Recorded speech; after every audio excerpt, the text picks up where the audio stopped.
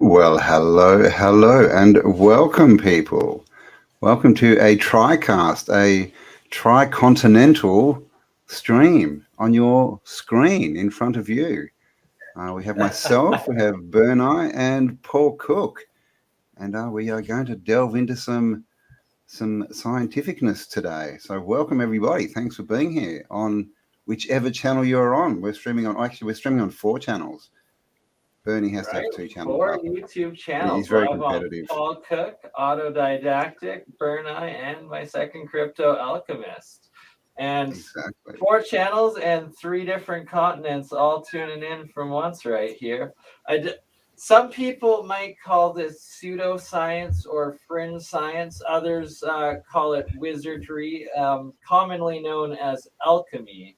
And that's what today's lessons are going to be all about, is making the alchemical processes, ALChem, which is really electric chemistry or electrolysis chemistry, and how to make the monoatomic powder out of metal elements, so gold and silver specifically, we're going to do today. And from the monoatomic, the rest of this water then absorbs molecules of the gold and silver, turning it into the colloidal waters. So this is how you get your colloidal silver water, your colloidal gold water, and all the medical benefits of that. I'm not making any claims myself. I advise looking into like NASA's patents as well as others' researches on colloidal silver, and we've all, I guess, heard of the legends. Yeah. We'll show the process, and you can Google what it does, because we can't mention many of those words. Exactly. So this is just a science YouTube. This is just a science video. It's all it is. Just showing people how to do science, because we have to trust science that people can do, and that is essential before ever consuming any aspects of this stuff. For those that dare to, I don't recommend it, but if you do, first you're going to do scientific tests on plants and water your plants with the water before ever daring to consume it yourself, to make sure that it's been flushed properly, all the toxins are out, all the salts are out, and that you'll notice your plant getting healthy from the colloidal water. Then it's fair to use on your own. Yes, just be very careful with what you say, Betty. You're flying very close to the edge, mate. As sold for pets, right? Like in pet stores, they use it a lot and recommend it. Yes. And you too can become a consummate scientist. I guess. Right? While I get the other camera set up a little bit, do you guys want to discuss the legends and origins of like monoatomic gold, and through Egypt, India, all of those aspects of it, the legends of it, and I will get things set up in another camera angle. Cool. That's throwing us in there without any prior knowledge of the fact that we have to now talk about monoatomic gold in ancient societies, but let's do it. I'm up for it. How about you, Paul? What does Kitty think, first of all? Yeah, she's all right. She's up for it. She wants to try some of the monatomic gold, didn't you, girl? All right. There you go. Oh, she's not saying much. Okay, monoatomics. Well, where do we want to start? We've got Ormus. We've got what did they call it? Like, is it prana? And the stuff that was falling from the sky when they were walking through the desert, what was that called? I believe so. Mana, I think, was mana in the desert, but then it's prana in Eastern societies. And then Ormus and all this stuff, and talk about white powders and stuff, and it all seems to be monoatomics. And a monoatomic is when you have one oxygen molecule, so you basically strip an oxygen molecule off, and it makes it good. No, that's diatomic when you have the. Am I saying the wrong thing? So what's mono? You have one what? So mono is just a single atom of the metal. No oxygen. Okay. Cool. So, well, oxygen as a gas is essentially monoatomic. All the gases are essentially monoatomic, but to get them in the Ormus state, they become ionized gases, which in reality is a plasma state of matter, and that's how it's activated in plasma for the gases. But for metals, all metals break down into this pure So they're pure. white Wow. material. And so this is a single atom of gold or a single atom of copper or silver or zinc, whatever metals you're using on your anode side to break down, that turns into it. And then when it's activated with energy or like whether it's heat, electrical, motion, any size, the same as ionized gas, it becomes a plasma state and you get this superconductivity out of it. And Ormus is a acronym for orbitally rearranged electron monoatomic atom, I believe, or something like that. Wow. Bit intense. Sorry, go. That's a mouthful, isn't it, Burn? Right, isn't it? Well, what, we'll just call it Ormus for now. Yeah, exactly. Ormus it is. So to make monoatomic silver, you need 2 silver coins. 99.99% pure is the way to go. Any pure silver coins, especially when from like your government mints, like this was Canadian Olympic silver coins I'm using in these, or pure gold bars if you're going to be making monoatomic gold or colloidal gold. You want to use, once again, a pure 100% pure gold or silver. This one's already broken down. So this was a 10-gram bar of gold, pure gold, and it was on the anode side, and that's what erodes down off the anode side of this electrolysis reaction and directly deposits and turns into the pure white fluffy Ormus or monoatomic matter at the bottom that is collected and harvested. And I first started reading into Sir Isaac Newton's alchemy writings and descriptions, and that's where I first saw him state that all metal matter or all metal elements can be broken down into their most basic, and he called it molecular state, I believe. Essentially, that's molecular, and what we're now stating is monoatomic, so single atom. All the covalent bonds of this third solid state of matter is now broken down into a solid fourth plasma state of existence in this white powdered material. Okay. Oh. And that's because it's got no covalent bonds, is it? Exactly. So it's not anchored to yeah, that's interesting. So another key crucial part of that I will show back over here is that where I learned from the Keshe Foundation is nano coating, and that's where you're breaking the third solid state of metal down. So these are copper, and you can break it down through corrosion, like lye material exposed to copper will break it down, or through flame, like a plasma arc flame hitting it will also break it down, and or through the electrolysis process that we're about to do as well will break it down, and it's breaking down all the covalent bonds of the, for this instance, copper elements to each other into an outer amount where nanostructure where there's only one single covalent bond attached to the outermost atoms of the metal remaining.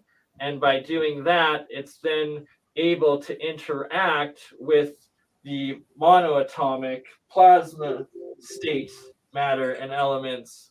And that when you combine the two, that's how a lot of this plasma free energy technology works out. And it's a huge part of the Keshe Foundation's science and technology. So are all single molecules? That's what they are, aren't they? Like a molecule of gold? Is that a molecule or an atom? Essentially, both the same thing in that case. The same thing. Yeah. Okay, that's why I'm confused.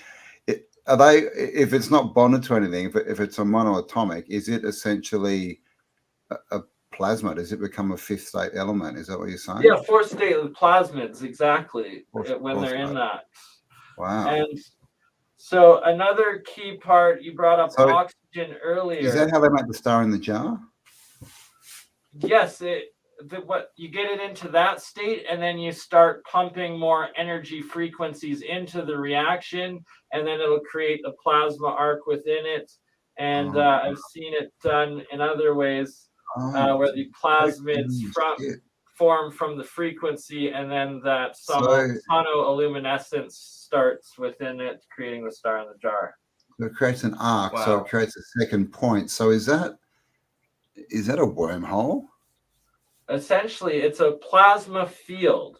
So it's that arc of electricity goes between the anode and cathode, and everything in between it becomes ionized. Okay, you need the anode and cathode plasma state, or the ionized state, and that's a huge part of Bob Greenyer's key research from the Martin Fleischmann Memorial Project on ball lightning and all the transmutations, cold fusion that happens in ball lightning.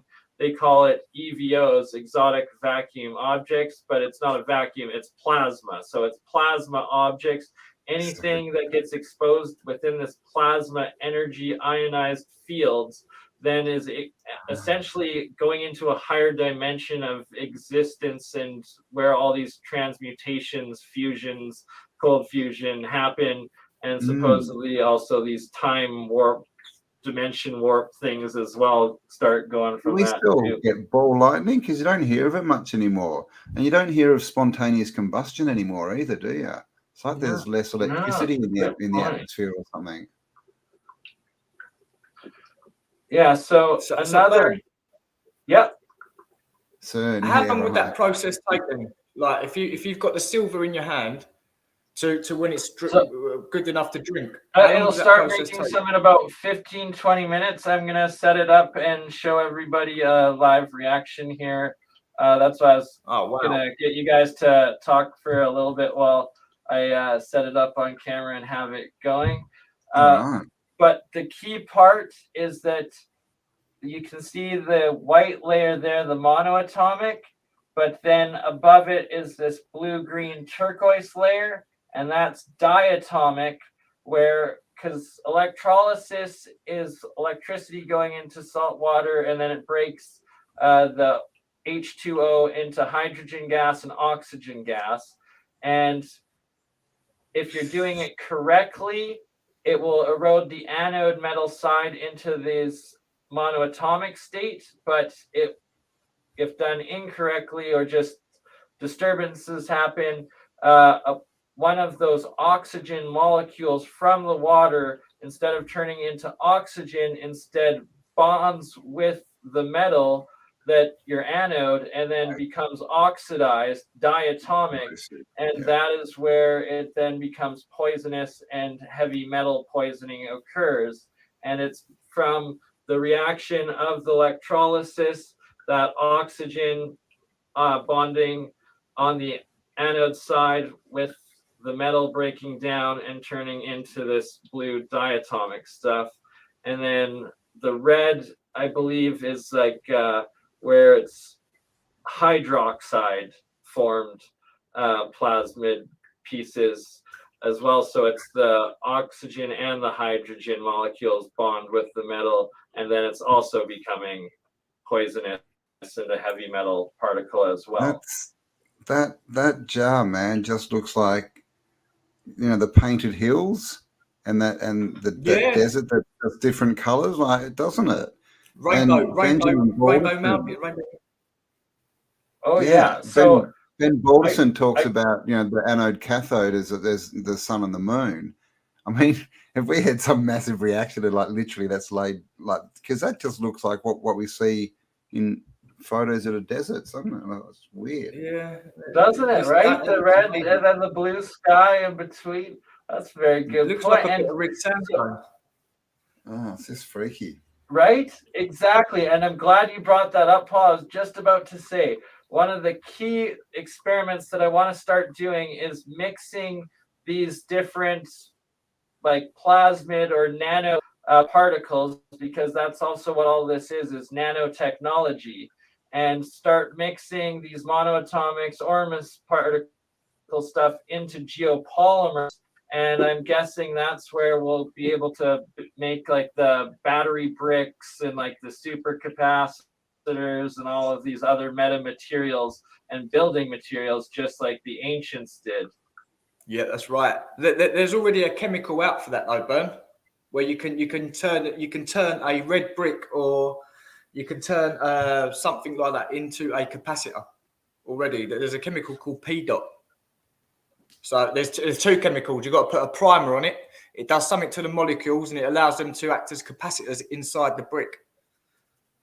So I'm guessing what that essentially is doing is breaking it down, what Keshi calls nano coating it, but you're breaking down some of those covalent bonds to then be able to interact with this Ormus or plasma state matter. And I also theorize and predict that what they call quantum matter, it will be this plasma state matter. It's one and the same, just a different name for the same effect or same higher state of physical matter. Mm. And this Yes. is also where, like, super conductivity comes from, and all of that, but at room temperatures, not at extreme freezing or extreme heat, but just natural temperatures, like the universe and the world operates.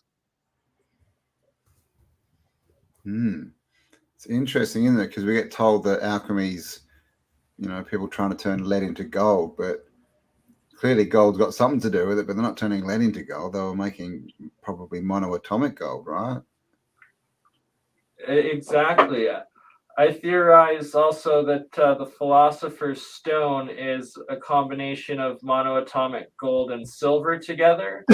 And it's because a lot of the drawings labeled Philosopher's Stone, there's two snakes coming up and being over top of, like, a pond of water. And one snake head is the sun, which represents gold in alchemy. And the other snake's head is the moon, which represents silver in alchemy. And that those snakes represent electrical current going into the water, the electrolysis process. And that is how you then make the monoatomic gold silver Philosopher's Stone. Wow, very cool. Where did you learn all this, BurnEye? Over time. Oh yeah, over time, reading a lot. RexResearch.com is a very good resource for a lot of the ancient alchemists' works and like books, recordings, translations, and stuff. What is it? REX Research. You got it. Rex. Is that Rex? Rex? Do you want to open it up, maybe, Campbell, share screen while I set things up?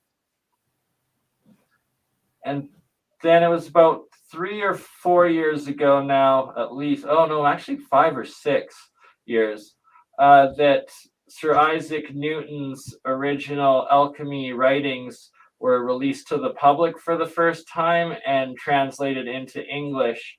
And it was the, I believe, University of Michigan that put out his description his alchemy writing descriptions, translations, and where I first read them.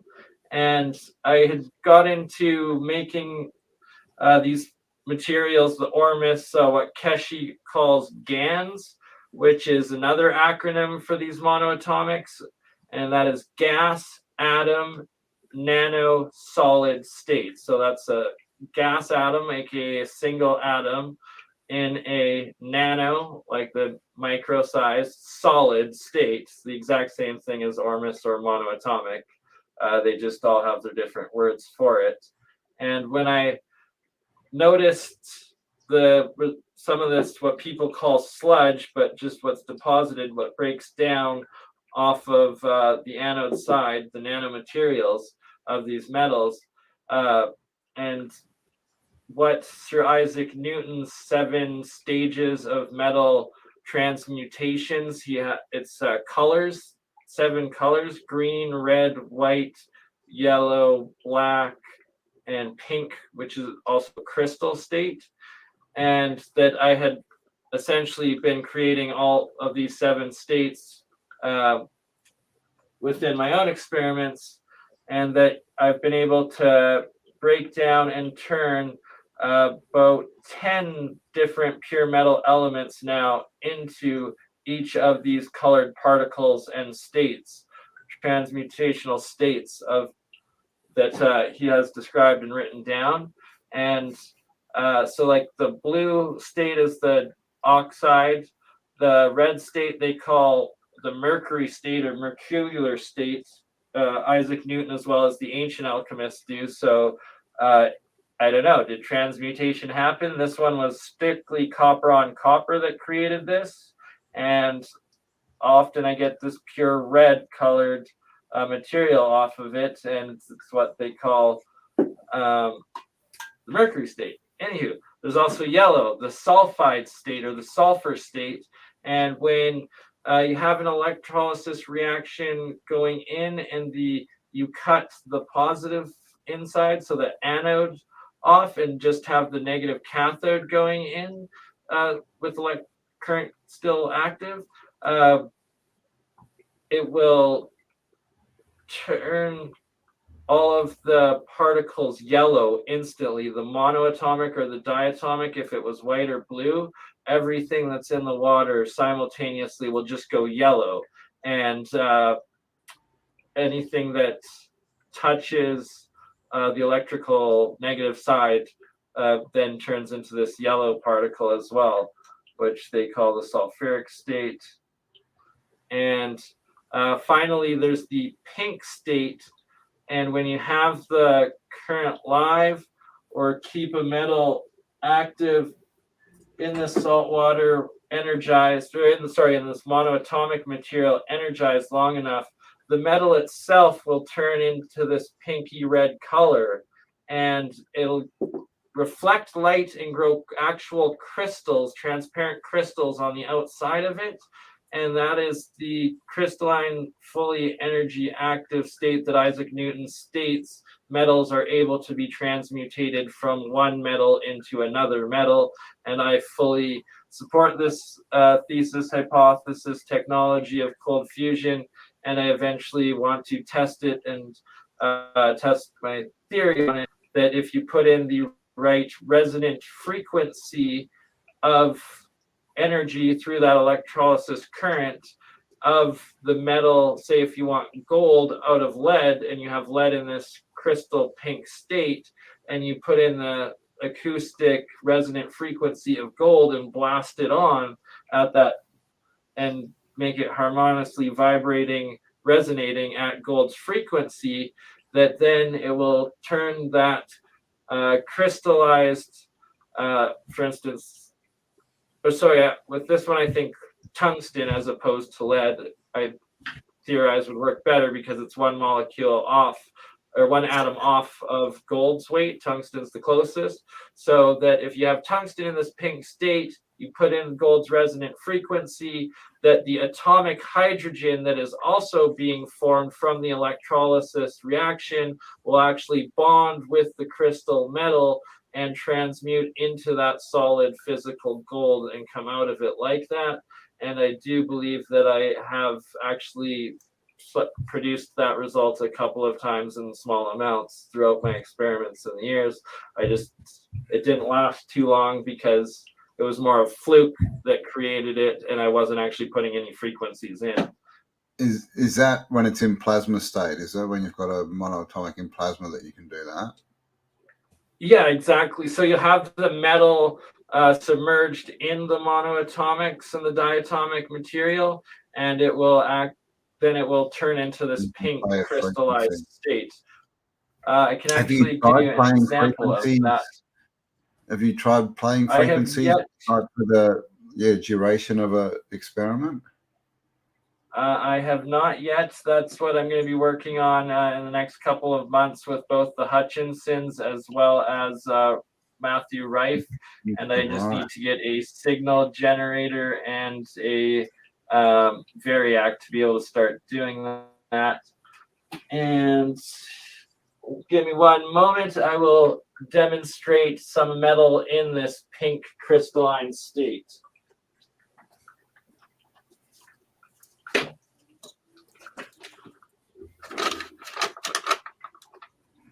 All right, you got anything to say, Mr. Cook? No, I'm just in awe, mate. I just can't believe it. What kind of ore? Is it silver ore or is it gold ore? Iron ore. Iron ore. Yeah, no, I'm looking to make this myself, so I'm just literally like soaking it all in. Writing notes down, yeah. I mean, it's interesting, isn't it? And this is, you know, again, and just to YouTube, if we do use the word consume, we're talking about plants, like using it, watering plants with it, because that's what this is all about. If you use it, it's for the garden, right? Okay, but it's interesting that it's such a hidden technology, right? Like it's like the lies about alchemy, and we've all heard of alchemy, but we've all got, you know, like I said before, right, led into gold, and we think it's about magicians and all this weirdness. And when I first heard it was electrolysis, I was just like, what? And then I was like, oh, okay, that kind of makes sense. So you can see here the copper wrap going in, the copper coil, and how pink and red it is there. And then also the aluminum here and how it's pink and red. And I have them both like half submerged and then up above into the oxyl jar, but oxygen, and then connected between two copper wires into each other. Thus, it's creating a differential between it and still a little bit electrically charged. And they're both connected down into this Ormus material. And this jar has been sealed for a couple of years now. And over time, it's turned all of both the aluminum and the copper into this red pink crystalline state, this active state. Is that solid, or like is that like a rock, or will it sort of break apart if you shake it? Oh no, that's it's like a crystal, isn't it? And there's also a silver, a 1 ounce silver coin, connected in as well at the water line. And all three of the metals are in this red pink crystalline state now. And is that still getting a charge to it, or? Well, it's in a completely sealed jar, but yes, there's a very small charge that I've created through the wiring, this essential circuit that I've created through this, as well as the triple solenoid copper coil connected through. Also creates a little bit of electrical differential through the water and system as well. Cool. So it's a self-running experiment. For those wanting steampunk, isn't it? It's so cool. Sorry, Campbell, I missed what you said there. I said it's also steampunk. Just seeing it all really the coils and stuff. It's just, you know, you can imagine like a lab, but you know, not a laboratory like we think of it, but like this kind of stuff and experiments and free tech and free energy devices and right. And all stuff you can make is the Baghdad batteries, and they're essentially exactly this. Yeah, right. And I keep forgetting the name of the type of jar that's a battery.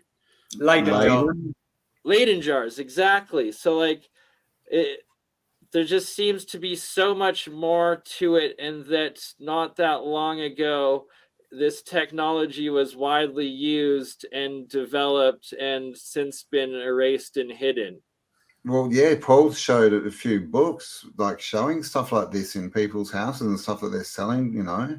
Like literally, exactly. And it wasn't that long ago, you know. Like we you know, the more you look into it, the further, you know, the closer history gets, right? Like this stuff was around in the 20s and 30s. It seems like World War II. That's when it was gone. That's World what War wiped II. it all out, essentially. Yeah, the last real reset. So for those wanting to experiment with electrolysis alchemy themselves, all it takes is a simple, like, old phone charger, USB charger, that you cut the male end off of, which will give you 4 wires, and you obviously want the 2 power wires. The red positive is your anode, and that is the metal that will decay down into the ormus, the monoatomic material, and the negative black wire, which will power the cathode side of the reaction in it. And the white and the green are, I believe, sound, and that's the next step in my experiments. Will be connecting them and starting to broadcast frequencies into the reactions. Nice. Oh, and what did we lose? A camera. We lost something. And yeah, I was thinking before, Bernie. I think you definitely need to start up the Bert and Ernie science show, right? Get science passion for kids. Like I remember when I was young, like we had this dude in Australia. He was called Professor Sumner Miller. He was this crazy like dude with his white hair, looked like a crazy scientist. But he'd literally show you all these really cool experiments, like stuff like this, and it was aimed at, you know, primary school kids. And that was just when I was growing up, and that stuff just doesn't even exist anymore. So it's yeah. Right. And yes, I will be. It's in the workings. And we remember the Curiosity Show. Did you guys have that? No, I don't. So think you guys are, yeah. I'm old, right? We had that as well. Mate, I'm only a couple of years behind you, mate. You know, oh, well, you're more than a couple, but yeah. How old are you then, Cam? I'm older than you think. Yeah. So here you can see the silver, 50, pure silver metal just broken through on this. This was used as a cathode side in the reaction before, and then what would be called the tarnished surface is actually the nano coating that forms from the electrolysis process on the cathode side and also on the anode side, where the anode side erodes more, and then the cathode side nano coats. That's wise, boy, London, pure man. silver ounces. And the main issue when doing it is that you see here it's turned blue, it's oxidized a bit, and that's the remaining copper wire that was connected into the reaction that erodes away. So you can run it for about 12 hours where it will just be producing the monoatomic with the silver before it'll eat away at your copper and then start doing the diatomic. Cool. And a big shout out and thank you to everyone who's been donating to Paul's channel. And all of our channels. Thank you very much. I didn't want to jump in and butt in and disturb you, Burn. So I was doing like hand symbols, like. Yeah, I've seen a few pop up. So yeah, just to everyone. I think they're all on Paul's, but if you'd like to donate on Bernie's or mine, then just get off Paul's chat and come and give us. Actually, everyone, bring up another browser and go to each of the channels and give it a like. All right, and then you can close it.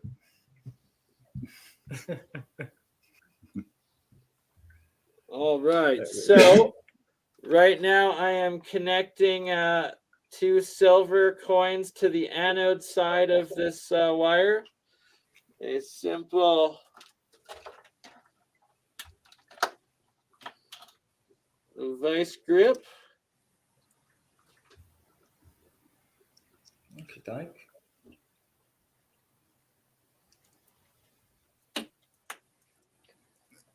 So that was 2 silver coins with the wires in between, and just With the negative, or sorry, the positive wire in between it on this one first. Yep. Cool. So where are these wires connected to, BurnEye?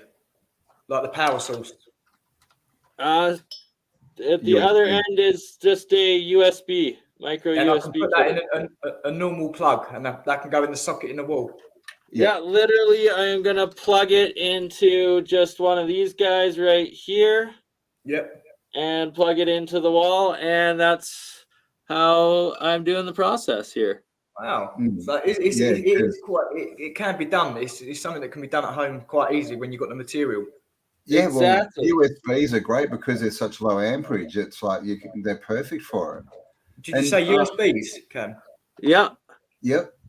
Okay. I'm just making mental note of this because I'm gonna. Yeah. So if anyone, and I'm sure everyone has USB cords, right, that don't work anymore. You just cut, the end off that's not the USB bit, strip it, and you've got a power source. And it's interesting, isn't it? Like with electricity, like how programmed are we that don't touch electricity? It's so dangerous. It'll zap you. Yeah. Blah blah blah. Leave it to the professionals. And then the next biggest thing is don't put it near water. Yeah. So we've been very naughty. Very naughty. But that's the thing, though. This is all done, and you get taught this early at school. They program you early at school. They make you fear of don't put your fingers in sockets, don't put electric near the water. So when you're at school, you develop that fear, and you carry that throughout your life. And even before I started learning electrics, like I noticed the difference because when I'd go near a train track, even though the train's live and I can step on the track, it's not going to do nothing to me because you have to connect the circuit, right? But when you was a kid, you didn't know that. The fear would stop you going over there. You think, oh, I can't go over the track because you thought it's going to get electrocuted. But the point of that story is you just put fear into you. They put fear into you so you don't do things. So we don't explore it. Yep. That's. I remember when I was like 11 or 12 or something when I was young. I was watching a documentary and it was about this guy and he made custom cars. Like he was an engineer and people would say, I want a car for this. And he'd literally build them a one-off car. And I was watching it and I just had this epiphany that, oh shit, you can actually build your own car. Cause we just think the only way to get a car is you got to go to a car shop or you got to, go buy a car that's already been made by a big company. Right. But we can actually make our own stuff. And I'm sure this is what was happening back in the day with this whole steampunk movement, because every image we get of steampunk, nothing's manufactured off a conveyor belt. It's all different, all unique. Thank you, Daniel R. Yeah, big up, Daniel. Thank you very much, my brother. Brother from another mother. Brother from another mother. Or sister from another mister. Thank you, Eric Niner. Eric Niner. Eric Niner. Nina? Niner. Nina. No. Yes, sounds like a police car. Nina, Nina. Thank you for exposing the truth. All right. Yeah, it's a group. It's just bizarre, isn't it? Like what's going on in the last couple of years, apart from everything else, like the fact that this research, we were literally researching resets and then one happened, then one hit. Like we were sort of looking into it like a year and a half before it, and then suddenly we're in one. And then suddenly all this, like, I just think, like, how could all this stuff that you've been showing, how could it all have been there that long and no one's, I know. I can imagine people stumbling across it, but no one's alerted anyone. No one's said anything. No one's written a book. It's bizarre to me. It's like, well, Are we on a different timeline or something? Like, what's going on here? Again, I just think it's started just from school, like your program. So when you see this stuff, it just dismisses it. Look at it. Yeah, you just like it's there for everyone to see. It's just when you're aware of it, you can then you see it. But school makes you unaware of stuff. So that's what it is. Your program just to go to school, be a slave, be a sheep, pay your tax, go to bed. That's it. Yep, exactly right. And that all comes back, like literally, that you can trace that directly back to the orphan trains and the orphans, you know, and they were just, you know, program, this is your reality, you go and work in a factory, and then over time the working age went up so that the programming time could get longer, basically. Yeah, so, no, it's a madness, isn't it? I mean, have you looked at workhouses? And obviously, I know you have. I know you've looked at workhouses. I mean, in London, they had like children working in workhouses. Yeah, and a couple of months ago, you looked into the like what do you call them, like corporation towns? Yeah, like they used to build like whole villages and towns. Like there was a Hershey's chocolate town, and that was where the factory was, but also everyone who worked there lived there. Yeah. And basically they got free boarding, but then they'd go work 12 hours a day, and they had 14-year-olds and stuff working there. And it's literally how they introduced this whole paradigm of that's what you do. You just go to work, and that's just what you do down here, right? Again, it starts at school, doesn't it? It starts at school. They program you. Like that's the goal at school, is to groom you into what you're going to be for the rest of your life, to pay tax. Yep. That's all it is. That's all it is. It is, I know. So, to all the truants out there, congratulations. You passed the test. You skipped a lot of the programming. I actually got called in year 12 in my last year. I think it was my last year or my second last. And I had to go to the principal with both my parents, man. And I didn't know what it was about. I'm sitting there and they're like, oh, well, you've been away from school like so much that if you take another day off, we're not going to let you graduate. And my parents thought I'd been going to school every day. And I'm just like, oh, fuck. Here we go. Another year. Yeah, no. From then I just went to school and I graduated. So I didn't take another day off. Yeah, I didn't even go to school in year 10, which is the second from last year. Didn't even go to school. I bunked it. I was playing poker and Monopoly with my mates with my dinner money every day. We'd go and nick a packet of Smash and some sausages from the shop. And we was only kids, 15, and then we'd go and cook that with some gravy, like bangers and mash, and go and play poker. Wow, man. Crazy, eh? Oh, yeah, God. No. At least we escaped the programming. Yeah, that's it, man. That's the main thing. That's what it is. I went to like 7 schools, so like my schooling was. Oh, I'm not muted right now, am I? You guys can hear me? Yep. We can hear you, Mr. Burn. Okay, so I've plugged it in now, and the 2 silver coins are the positive and the anode side up here. And then just to accelerate the process for the live demo right now, I actually used one of my triple copper solenoid, what Keshi calls Keshi pain pens, but they're essentially 3 copper coils inside of each other. And I've got that connected as the cathode side, which then creates a much larger electromagnetic field and accelerates the process. And you can see all the bubbling coming up off of that cathode side. That's the hydrogen being produced through the electrolysis process.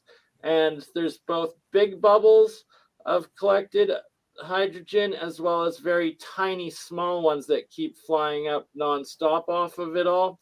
And that's a major part of the science of free energy that we'll be going deeper into this year and actually figuring out, because there's atomic hydrogen isotope being produced, which is like essentially your monoatomic, your Ormus, your GANs hydrogen, and has probably unlimited nuclear cold fusion properties and field properties.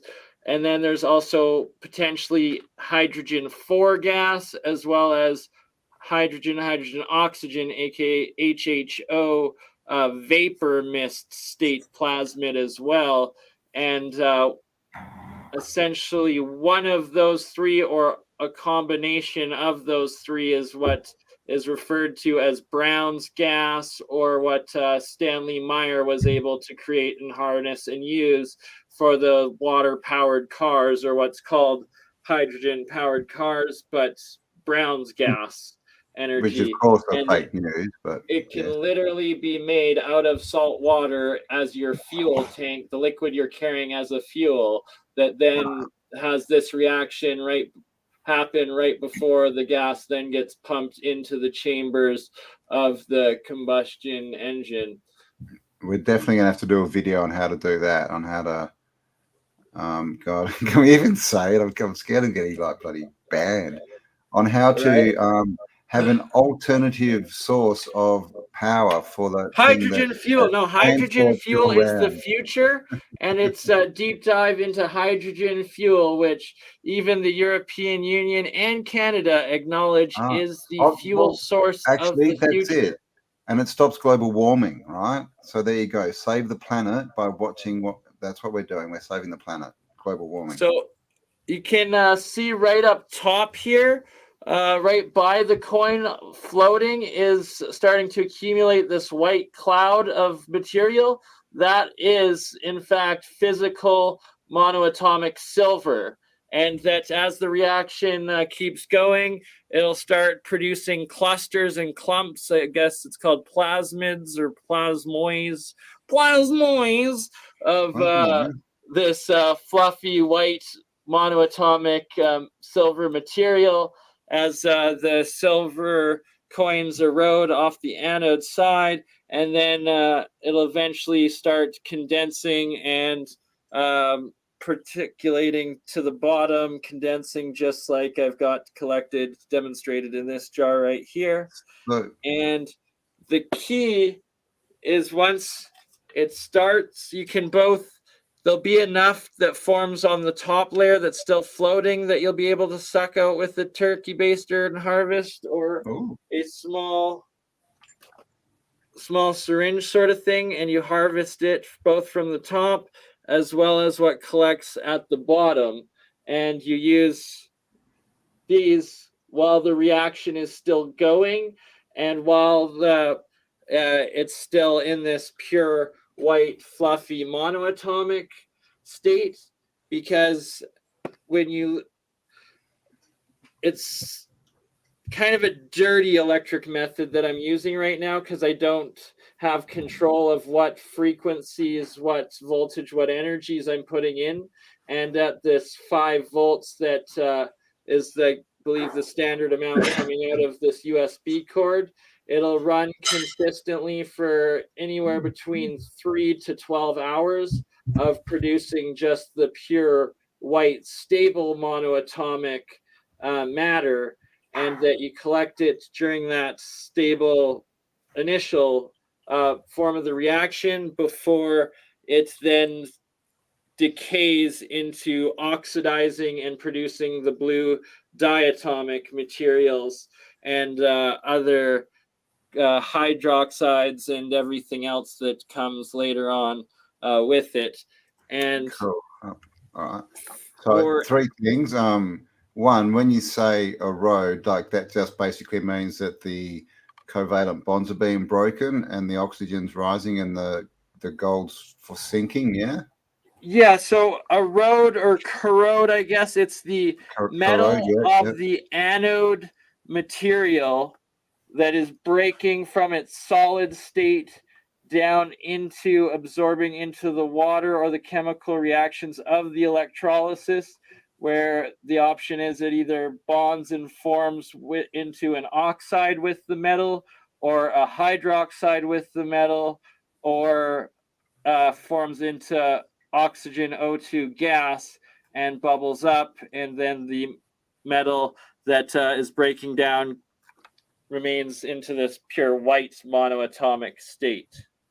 Cool. And also, could you get a voltage meter thing that you could plug the USB into, so that you could get a positive voltage and you'd know what you're putting into the Yeah, I'm gonna be going like deep into that technical side of it and controlling it all and working with that and advancing it in the coming next month or two here. I'll be doing specifically upgrading the equipment and tests on that.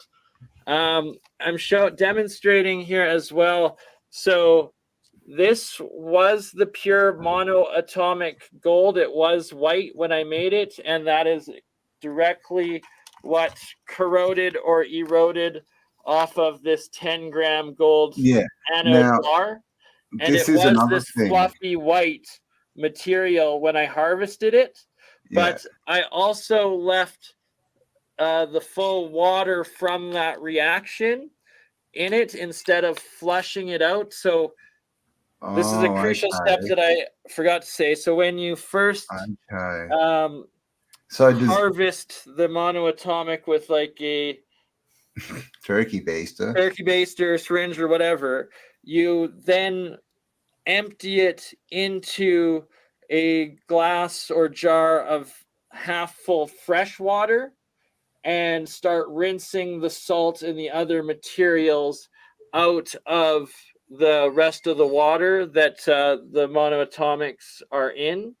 And this is key because there's still pure metal. So for instance, pure gold that's dissolved into the water from that reaction. And then so the water becomes saturated with the gold metal itself, and it's not monoatomic gold. Essentially, it's bonded solid gold with the water molecules. And then as the reaction settles, the gold, saturated gold in the water, will then crystallize and precipitate out of the water into the solid material around. So usually there'll be a thin layer of foil gold on the inside of the jar, as well as the gold crystal, nano crystal particles bonded with the white monoatomic material. And I believe it's become some sort of diatomic or plasmid particle of a single monoatomic gold, as well as a crystal nano particle of gold bonded together. Yes. So it's basically it's almost like it's electroplating, like leaving a layer on the bottom. Exactly. That is electroplating. That's 100% the electroplating. And, so you're converting the gold basically from the anode to the bottom there, but in a lot of the experiments, like the material that you get seems to be more than the material you started with. Yeah, that 100%. That is known, like quite often recorded process of through these reactions, especially with gold and silver. They get it, and the mass, the volume is often exponentially more, like just the amount of powder that comes out of just a small little chunk of dense metal is like exponentially more. But that, like you said, sometimes it doesn't even fully,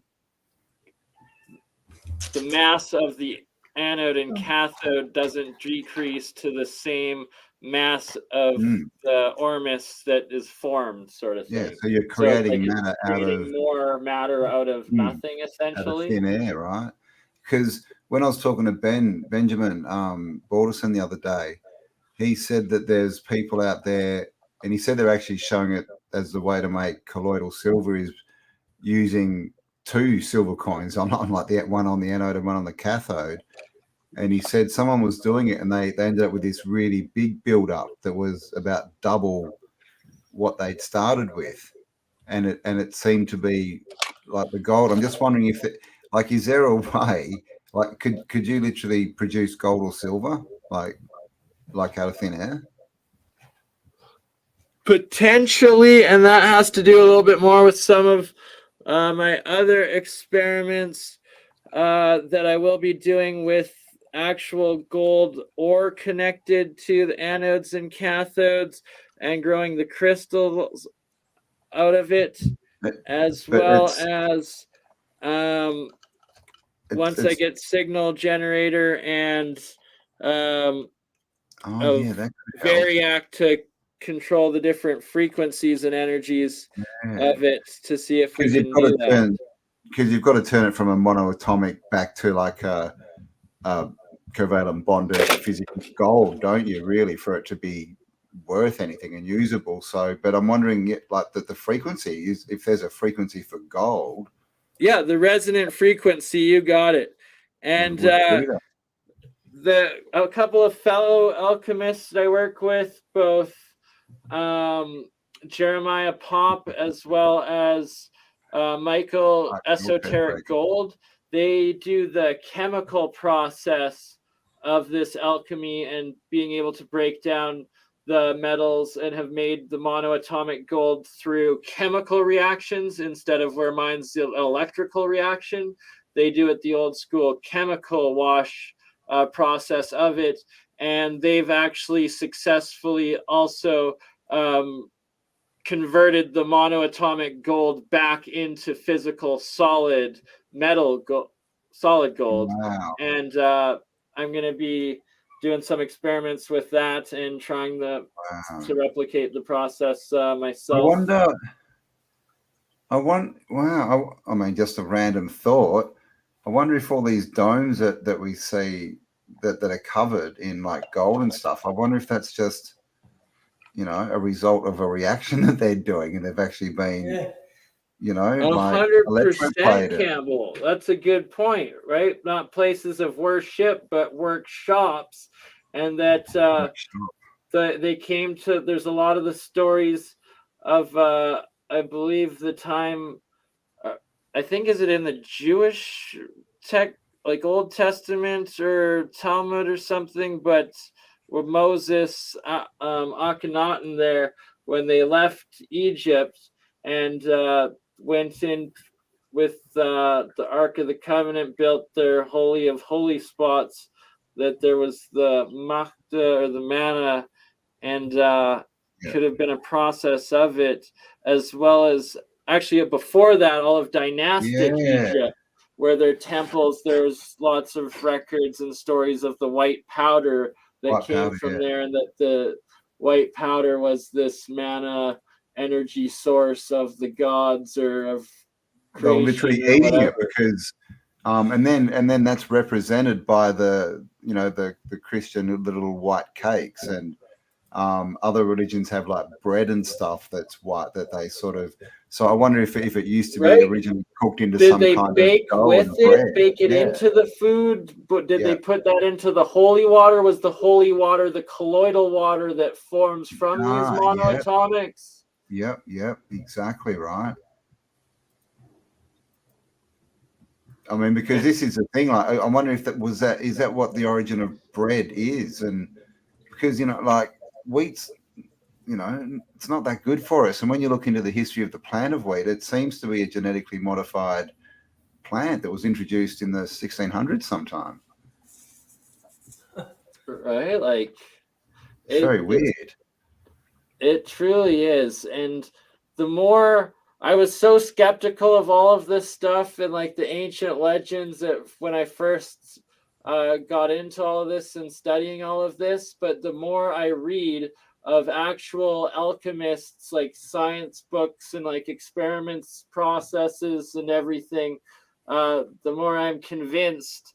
They constantly spoke in a knowledge of fact that there was this palpable, aka edible gold that was in white powder, and it was the palpable gold of the ancients before them and their high technology, and that some of them, they would always talk about how they weren't allowed to talk about the process of making it, but then some of them like would anonymously publish different ways of making palpable gold and this white powder. And then there was many published warnings on processes not to do that seemed like it created this white powdered metal, but in fact it was like a poisonous type of the white metal. And when I read it now, it's like explaining that it's like the calcified state of the metal. So it's a different chemical compound. It's not a monoatomic, it's a diatomic particle, most likely a calcium compound, as opposed to just a pure metal element.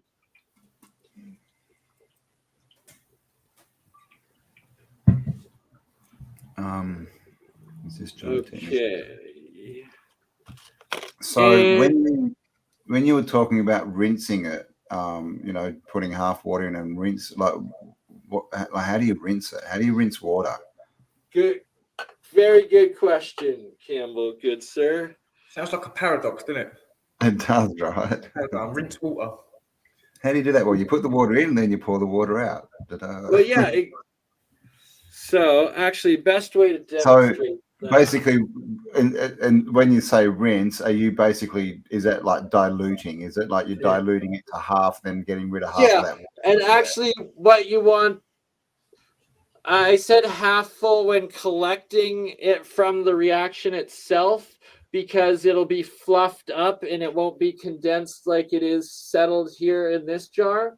So okay, that's what you essentially want to do when you're rinsing it is be able to pour out all of this water. Oops, sorry. There we go. All of this water, and leave just the remaining monoatomics at the bottom, and then fill it all the way up again. And let's actually just do a demonstration. That's easy enough. Big up, Susan. So, and I make sure when I make it, I rinse the monoatomics or the ormus 9 times fully, flush it, rinse it 9 times before starting to use the colloidal waters to start watering my plants and my animal, and eventually myself that I test myself onto. So you can see here that it's just the monoatomics remaining now. Yeah. And you have the pure water right here. So this pure water is what is now referred to colloidal water. So when you rinse it, do you keep both parts? Because you'd essentially be making double the amount, right? Sorry, say that again? When you rinse the clean water, you're adding like the same amount of water again, and then mixing it and then splitting it. So do you keep both parts? Are you literally doubling every time you do it? You're doubling your amount of what you've got? 1 second. So if you wanted, and sorry, you know you have clean water, tap water, I just use my clean Canadian tap water. Preferably you want spring water and or distilled water if you want to do it from a scientific method, or purest method possible, use distilled. But for this case, I'm using at least tap water. So I filled the jar back, or the bottle back up. So now the monoatomics, the ormus, is oh, you're filling that bottle back up. Okay, I've got you. I was thinking and you it will eventually settle back down to the bottom again. Okay. And gotcha. It's that you never ever.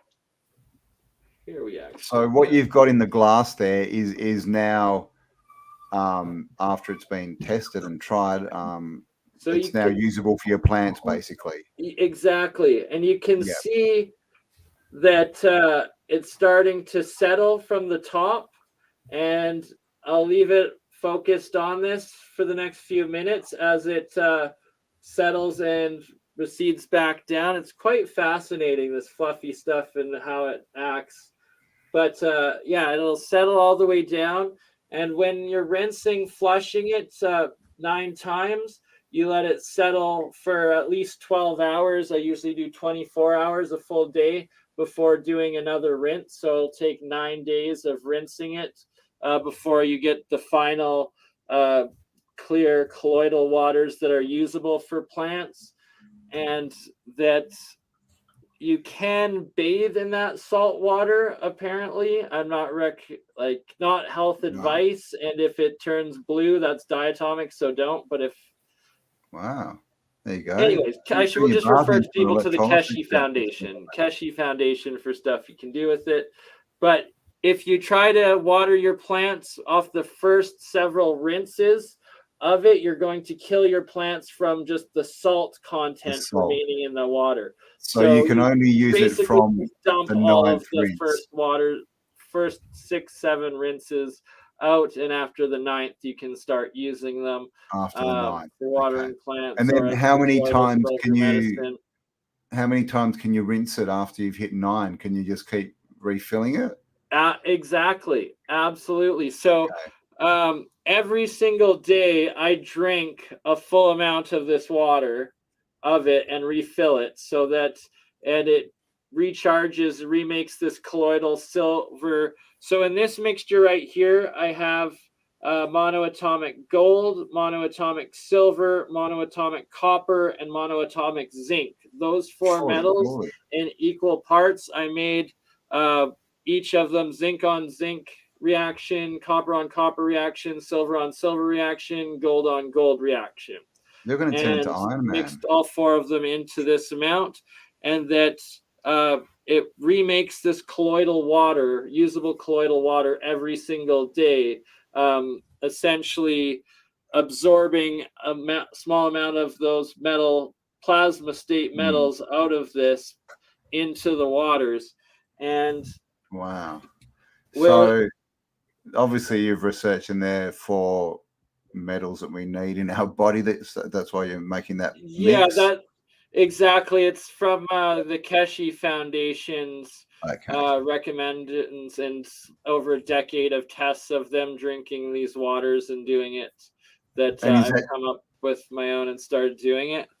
Is that KesheFoundation.com? So here, I'll put it in the live chat. KESHE, Keshe Foundation.org. Okay. But they also have KFSSI.org as well. Keshe Foundation Spaceship Institute.org is their second site. And what's hilarious, I'm not actually part of their inner work groups, but from what they've disclosed to the public, their spaceship space pods are actually these field machines that you go into, and then it projects your consciousness around the universe or something. Wow. Is that old world tech? Is that what those weird photos are when you see faces in the psychic machines? Did you finally name your cat, Paul, and now it's called Girl and instead of Cat? Now what was it called? It was called Cat, wasn't it? I didn't have a name for her, but because I just kept calling her Girl, like, come on, Girl, hello, Girl. Girl. She responds to Girl now, so it's just Girl. So I think Girl. She's over there, look.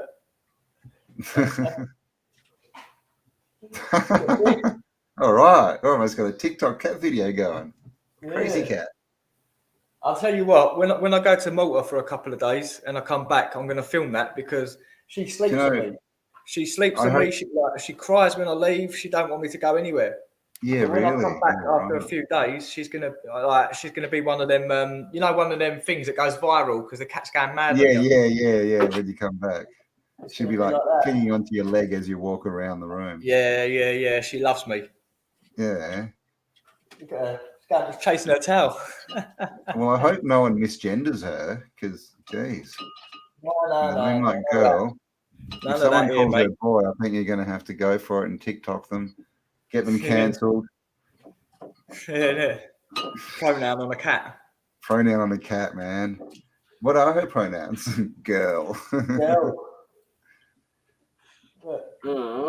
So you can see already how fast this has settled. the exclusion zone of no particles, the clear, pure water compared to the monoatomics or the Ormus. And like, it's just so fluffy and like, it's a different state of matter. It is plasma state and just fascinating stuff. Well, and supposedly when you rotate this material at several thousand RPM, it starts actually projecting a physical plasma field that you can interact with, just like I've seen some videos of the Keshe Foundation's like highest test reactors where it looks like a giant ball lightning field that's created around them. So what's the deal with mercury? Is it possible to do this with mercury as it's in a liquid state, or is that the only metal that can't be monoatomic? So I predict it is, and that you just connect your anode charge to the liquid mass of metal that will be at the bottom of the water. Yeah. And just have an insulated wire going into it. That'd be interesting, because when you said spinning it in a vortex, like what are they called? A centrifuge? Is that what it's called? Centrifuge, yeah. Yeah. I mean, that's what we hear was a power source for Vimanas and things, right? Spinning mercury. Exactly, right? I fully agree. And there's so many more tests that I will be doing over the coming months this year with it all. There's so many more ways to level it up and just rediscovering this ancient science and technology of alchemy that clearly was higher science, higher technology. Alchemists were their entire medical system, their chemistry system, their maybe that's what the palaces were. I always try and work out what the palaces were with all the big gardens. Maybe they were full of alchemical stuff, and they were making water and watering the garden with it. 100%. Because people weren't living there, that's for sure. Like, alchemists were responsible for most fields of science. And it's just bizarre that it's so simple. Like, literally everyone could just have this going in there. It's not hard at all, right? Exactly. But we've been taught that it's this big, weird, strange thing, and they try and link it to like magic, so it becomes, like a fairy tale and not really real. Pseudo this and that, and it's wizard, it's not true, and everything. Yeah, they just don't want people knowing the truth and how advanced it was. And another major part of ancient alchemy was the oils, or the essence of like a herb or an animal, a mineral, anything like that. And what they were doing was collecting the actual oil chemicals, the amino acids, the DNA, the different what's the word? Particles, I guess medicines, but like just chemical components of plants, and what are they called when they used to sell it? Apocryphes or something? I don't know. But I mean, we've been taught that all food is chemical. As in, we need whatever, right? Bits of calcium that are in an apple, so you eat it and then you get it. Like it's like balls, right? They're into their balls. They want us to think it's like balls sort of floating around that I don't know what they're supposed to do then. But it's all much more frequency and electrical. I look at it more as food is full of like keys, right? And they go in and they unlock locks, right? They unlock stuff so it can work. And then so when you have this dead food, nothing unlocks, and that's why people get full up with stuff and nothing works, and they start getting sick. But they want us to think it's all about calories, right? Calories and kilojoules, and everything's this physical, Yeah, that's why they've done that, though. Really, they made you focus on calorie intake, protein, and carbs. And the reason they've done that is so you don't focus on the quality of the food. That's why they've done that. Yeah. Good point. Yeah. So we don't see the food as the food. We then see it as a part of a number. group I of need to hit foods or a 2,000 number. calories a day. I need to have X amount of protein. I need Exactly. to do this. When No, in fact it's the energy and the frequency of it. And the thing is, short term, like that would actually work if you changed and you were going on that, but you'd be getting unhealthy as you lost weight. It's not because you're getting healthier, it's because you're getting unhealthy that you're losing the weight.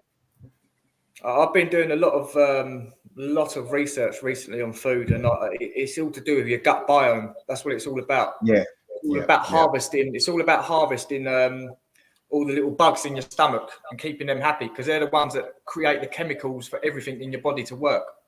Exactly. It's literally, it's like your brain. Your stomach, you're not your stomach. Your gut is your brain, really. Yeah. Well, if right? You got trust your gut. Yeah. Gut feeling, right? Yeah. Honestly, I can't believe like what I've been learning over the last few days about food and the gut. The gut's the third, isn't it? The third biggest like nerve complex in the body after the brain and the heart. Yeah. The organ, yeah. I think serotonin's created in the gut. Did you know that? Oh no, yeah, right. Yeah. I mean, that would make sense because it's got a direct link to the brain. Yeah, serotonin is made in the gut. Yeah, wow. I mean, and this is the thing. If we were taught to look at your gut as like a factory, right? Yeah. It's like a factory, and so it needs these materials, so that the workers can do the right thing. Then it's a completely different way to look at how we feed ourselves. Completely different. I've literally changed my whole everything. Since I've been learning about this stuff, it's changing my life. It's changing my life. I definitely don't want to go near antibiotics ever again. Well, I mean, look at the word antibiotic. Yeah, anti is against, and bio is life. It literally, and it's by definition, it kills life. Like your antibiotics, like, you have to eat when you take your antibiotic. Why? Because you have to dilute it, because it's going to kill all of the bacteria in your gut, including the good ones. Exactly. Yeah, and then they just say, but that's all right. Just have this pill, and it'll regrow your bacteria and all this. All that, like, what is it? Acidophilus and bifidus. Aren't they got bacteria or something that we need in our guts? That's what they want us to think. Yeah. Bacillus. There's a few of them. Ooh. Yeah. So I've just been going towards all gut food recently, man. I didn't used to really have, but you actually meant to have fermented food because it's for the gut. I was just about to say fermented's a big one, isn't it? Like sauerkraut and kimchi and stuff like that. Yeah, it's something I need to get into. Yeah, we got pushed away from fermented food, right? Well, what I've been previously, like I was told to stay away from fermented food, but it turns out like it's really good for the gut. And you've also got natokinesis as well, which is really good. I don't know if you've heard of that. What's that? It's called let me just make sure I'm saying it right. So yeah, guys, get into some fermented foods, and apparently you are. Look, so it's this. It's called natto. Where's the camera? Oh yeah. Basically, it's this here apparently can get rid of blood clots in hours, absolute hours. So when I was reading up on it, it said you've got like one of the biggest veins in your leg. If that's clotted, that can get unclogged in 2 hours with one of these tablets. What? And if you have a heart attack, this is better than anything they can do in the hospital. Apparently, it breaks down all the stuff in your veins. What? What's it called? It's called NAT. Put it up again. NATT. Yeah, look. NAT. Yeah, I think it's Japanese fermented soybean. Oh, okay. So it's a fermented product. Okay, that's Yeah. Nice. So yeah, if you've got any problems with like your arteries or anything like that, this is meant to like clear it out. And does it do that by rebuilding the stuff in your gut, or by actually like? Is it like? I think it breaks down the stuff inside. I think it goes into your blood and breaks it down. Yeah, I don't know the science behind it. I just know that I've read up on it and done some sessions or like looking into it, and these are the ones. Yeah, I'll have to look into into that, because I know fermented foods are good for you, but I'm not sure what the process is. It's clearly when you ferment things, they create other elements, right? They give off gases and stuff. They, that's what they do. So clearly something's being produced in that process that's good for us. Mm-hmm. I'm wondering Definitely. what it is. There we go, guys. Fermented.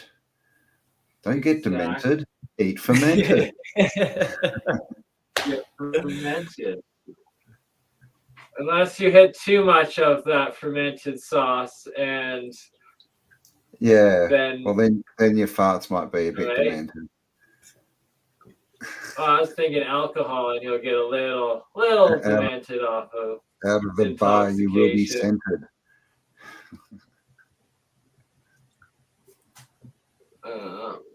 Sorry, so right now I just hooked up the second jar there where it's a zinc on zinc reaction. And in this one, it's a bit pink because I added a couple drops of my blood into it. And the key aspect, I'm halfway to homunculus, all right? Halfway. Please don't try and create your own species at home, people. Yes. If it wasn't for the last requirement of homunculus, I'm not a sicko, so not going all the way there. Unless I'm donated $1 million on only cams, then you'll be able to watch me spunk off into a jar. Dude, no, not again. Dude, you said that last time. Just kidding. This is a children's show. Nobody knows what I was talking about. What did you say, punk? You were going to what? Grow a mohawk? Okay. I think that's what you said. The key part to observe is the jar on the left, the monoatomic silver, the white condensed stuff that's forming around the coins there on the anode side. That mass is below the water line, and it's in the water where that white powdered material is forming, and then you can see some bubbles above it, above the water line on it at the very top. Yeah, on the surface, sort of, Yeah. I guess I'll try to give a better little picture. So it's like right here, but it's in the water, it's below, and that is the monoatomic silver, where in this one you see all the white forming, but it's above the water, it's bubbling. And that is actually supposedly my amino acids and my DNA being replicated off of the cathode side, and that it's actually remaking monoatomic my cells, like my structures, my monoatomic, my nanostructured material. And that is the same these structures, then these amino acids have the same resonant frequency as my biological cells within my body, and that when you combine the two monoatomics with each other and then amplify the fields, you're going to get an exponential increase of field energy going in, and that is supposedly how you harmonize your cells and heal them, like the Rife technology, the monoatomic gold demigod technology, and the Keshe Foundation's plasma energy. And I learned of this first from the Keshe Foundation, that it makes this off the anode or cathode side when you put some of your DNA in. And I'll upload and do an experiment recording that I've done it a few times before, just never put it on the internet, where I'll have the reaction going where it's just in the water, and I'll put one drop of blood down in, and you'll see the blood hit the water. And the moment the blood hits the water, it doesn't matter where in the surface area it touches, on the cathode side, simultaneously, it starts producing a white flake, this white powdered material, along with the hydrogen bubbles going up. So now you see it's a little bit whiter. You see more of this atomic hydrogen. It's because it's also got a parallel amino acid structure with it on it going up, and that's what's creating the foam and replicating my own biological signature in it. And you can see all of the monoatomic zinc now also forming within the second reaction of the zinc on zinc monoatomic. So is this how they created the latest Joe Biden? And did they maybe use like a lead cathode and that's why he's not quite right? Right? Like, is this where all the clones are coming from? More than likely, you're 100% onto that. I have stumbled onto the technology and process of creation, and that's why alchemy. This is how you're doing so many live streams and stuff, isn't it? There's more than one Bernie. It's weekend at Bernie. Oh, hang on, that's not about funny. Darn it, you found out my secret. There's multiple Bernies. I've already cloned myself. Yeah, Multiple And also in this second jar, making the monoatomic silver aspect, you can see it starting to get a lot cloudier and white within it, and that is the monoatomic plasma silver that is forming off of the silver coins as well, that will start condensing into it. And look at how much of this foam has now freaking me out, been generated in just like 5 minutes time since I plugged that one in. That's ridiculous. And what is that? Is that like a powder or is that like a foam? Yeah, it dries out to a powder. It both. So you harvest it off the top, you skim it, you get it with the spoon, and it's both an oil as well as a bit of a powder, both form. So you too can rub Bernie on your face.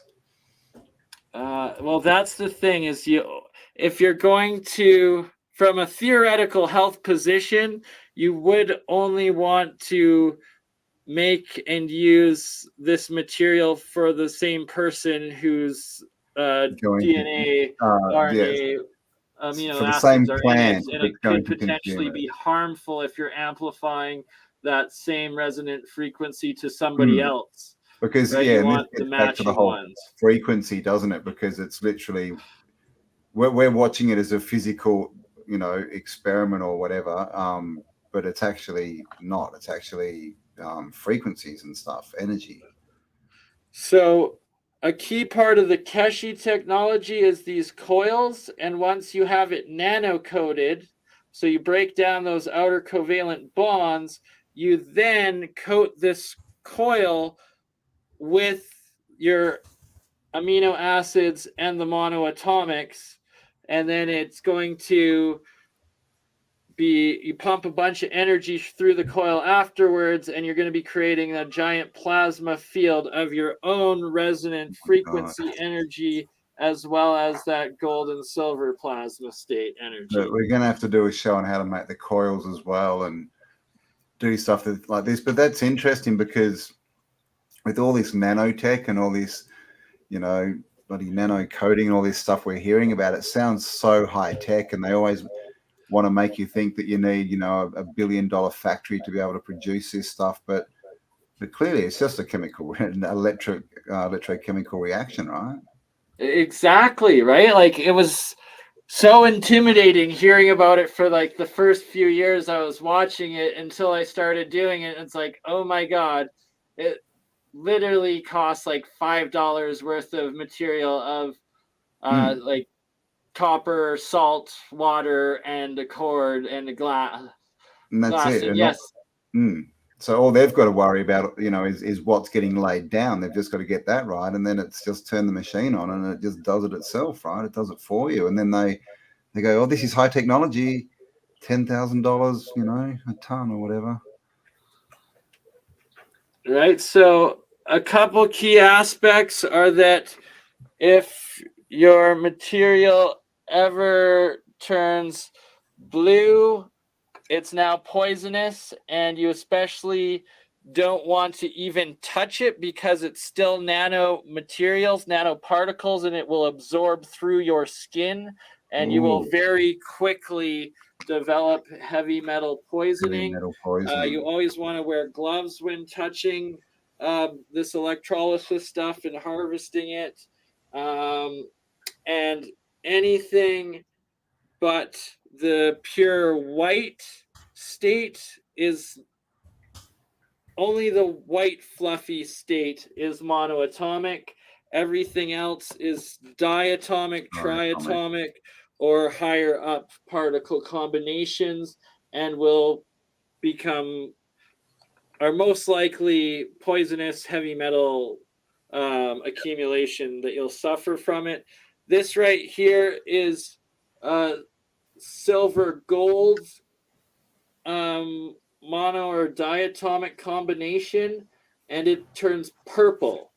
And gold is also known for it. When I made gold with some hair and gold with some blood in it, it always turns the monoatomic into a di or triatomic purple color. And when you do silver and gold together, it also makes it go purple. So I have never... here we go. To illustrate the different colors. If you don't know what you're doing and you're not sure, leave it alone, because it's probably poisonous and going to kill you, sort of thing.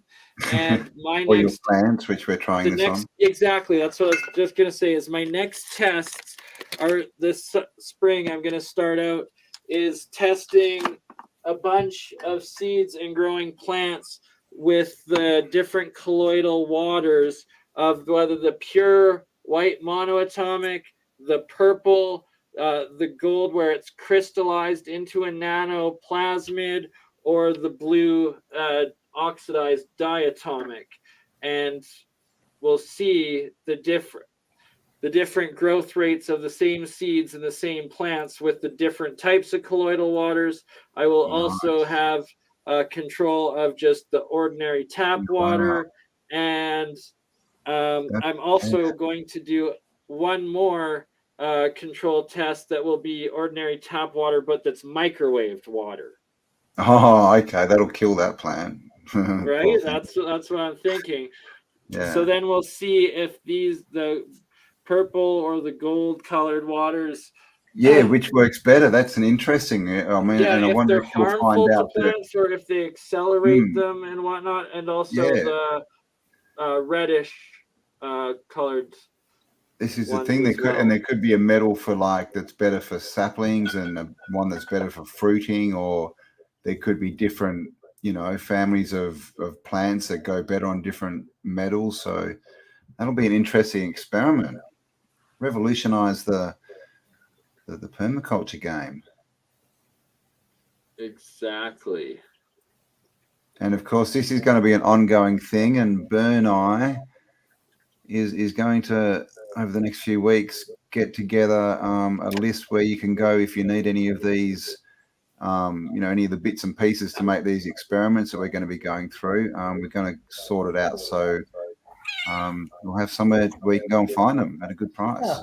Exactly. A source of all of the full list of materials to do the different processes and experiments we do on each video. And you can support your local BurnEye in the process. Exactly.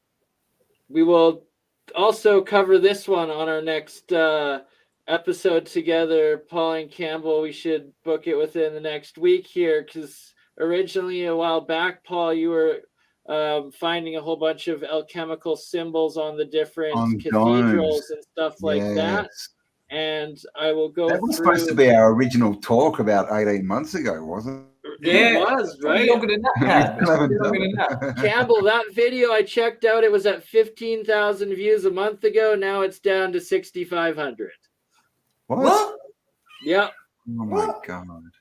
How come? YouTube just robbed us, basically. But yeah, they've done that to me the other day. It's probably just got the reach. It's probably plays with the algorithm so that it then doesn't get shown to as many people, because it would come up as not as popular or something. Well, that's what they're doing now, but before they were just straight up deleting views randomly off of it, like halving they're them. still doing it. Yeah. But I mean, I wonder if that's so that you could see it where it was like, oh, you're up this many, and then like in one day you just lost like 500,000 views, sort of thing. Like Jeremy Reese, alien scientist, I got pictures of it the day he magically lost 3.5 million views. Yeah, I know, right? Subscribers. Yeah.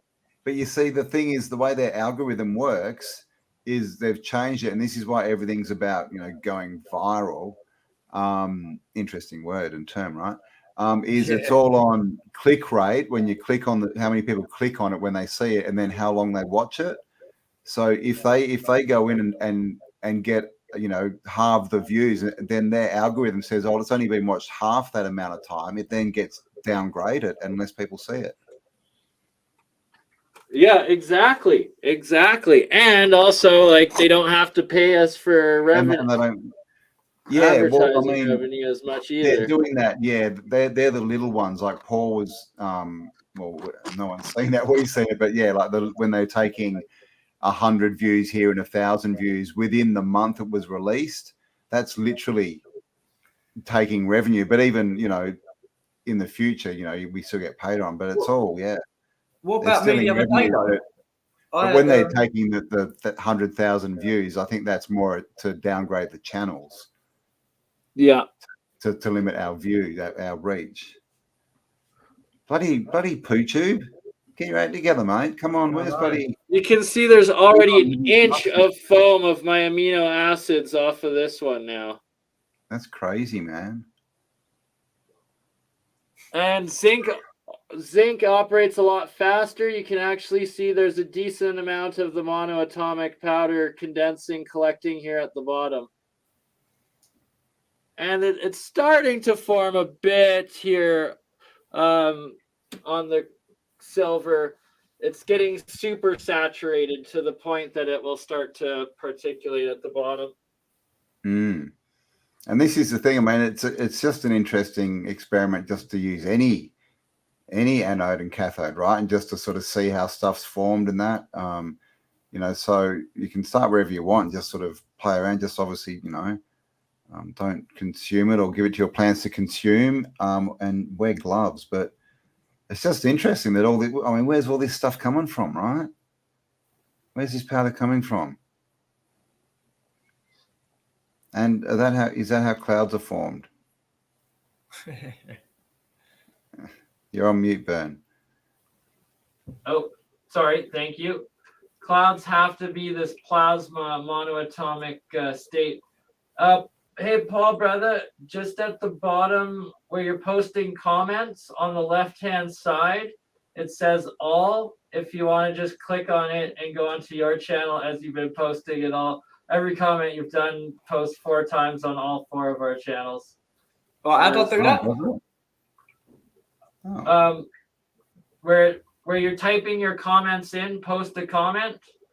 Yeah. Right to the left of it, it says all, and there's a little down arrow. Yeah, I've got it. So just from me. I did think that was a bit weird. Yep. Yeah, yes, sir. Sorry, I should have gotten on that earlier for you.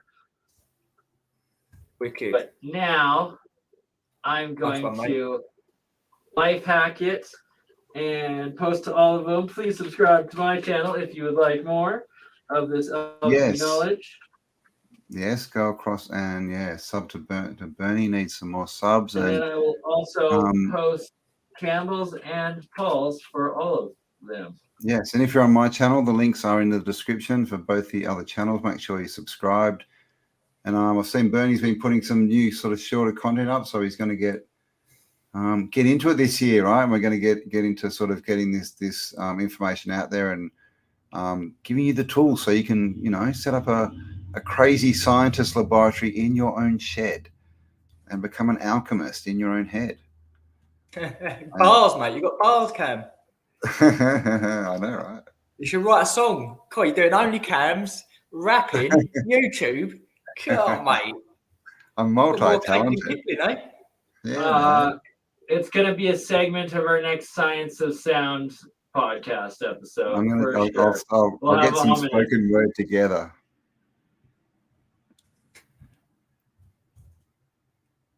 Actually, yes, I could do some good ones.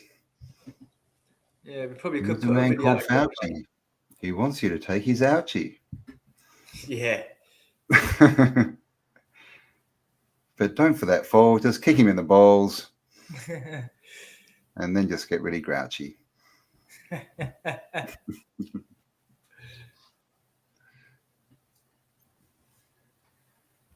All right. Okay, last little thing here. I guess, as I know, Paul, you got to take off soon. Yeah, we're hitting almost. We're almost at 2 40-ish. hours. Yep. The alchemical symbols. There is 3 laws. The first one is the top left, where you see there's the sulfur, and it's a triangle going up with a cross underneath the triangle. Right. And then the middle is salt, and it is a circle with a line going through it. And the third symbol is mercury, and it's an ecliptic portion circle, like an upside down crescent moon on top of a full circle with a cross underneath it. And what I have deciphered is that the sulfur is your cathode reaction, so your negative current going up and all reactions happening off of the cathode side. The salt itself is your electrolyte water, the material that the cold fusion, alchemy, electrolysis, transmutations are happening on.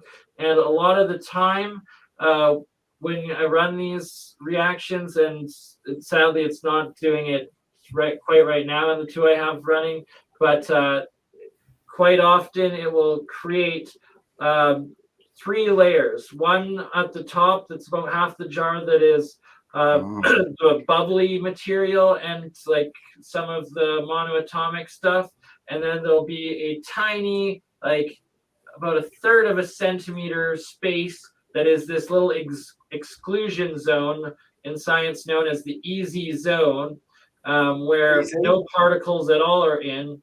And then at the bottom below that are just the suspended amount of the main Ormus material. So it'll actually look like this layer. This chart. Like this chart, and the separated of it of 2 and different. So the easy zone is the gas of the water, and then the mercury is your anode, and what's going down into it. So that's your positive charge going in. What's breaking off of your anode metal goes down and precipitates into the reaction, and whatnot. What's the orange one? So the orange, it's yellow, sulfur. So sulfur is up, that's the cathode. So that's your hydrogen gas going up, your oxygen gas going up, all the reactions off the cathode side going up. So that's any material that is in gas or plasma, like ionized gas state, goes up. And then your anode side, the mercury, is what's breaking down off the anode going down into the jar, any liquid or any solids material into the reactor. And that's again, like, I mean, that, the 3, right? Trinity. On the bottom line, the orange orb, what's that? Because that's the Globus Crucifix. Oh, that's Mars. Oh, Mars. Also, Bern, what connection have these got? Because these are all over cathedrals and over churches. Yeah, these are sitting on top of domes and things like that. So what is the connection there? So I will explain that. So I'll give you a little brief rundown on it. But first, before that, for more context, so the first the 3 principles, that's electrolysis alchemy, right? Anode, cathode, and water, salt water jar reaction that happens. Now, the 4 elements, first you have a triangle going up, and that's fire. Well, fire is plasma, and plasma is our 4th state of elements. So that is plasma state.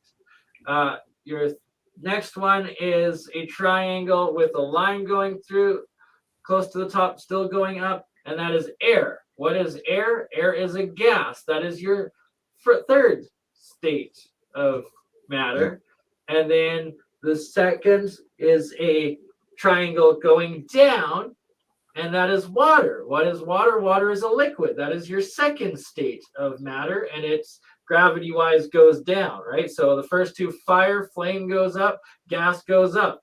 Water goes down, and what's the last one? Another triangle down with a strike. That's earth. What is earth? That is a solid. Solids also sink. Solids go down. So that's actually your 4 states of any element, your 4 states of matter.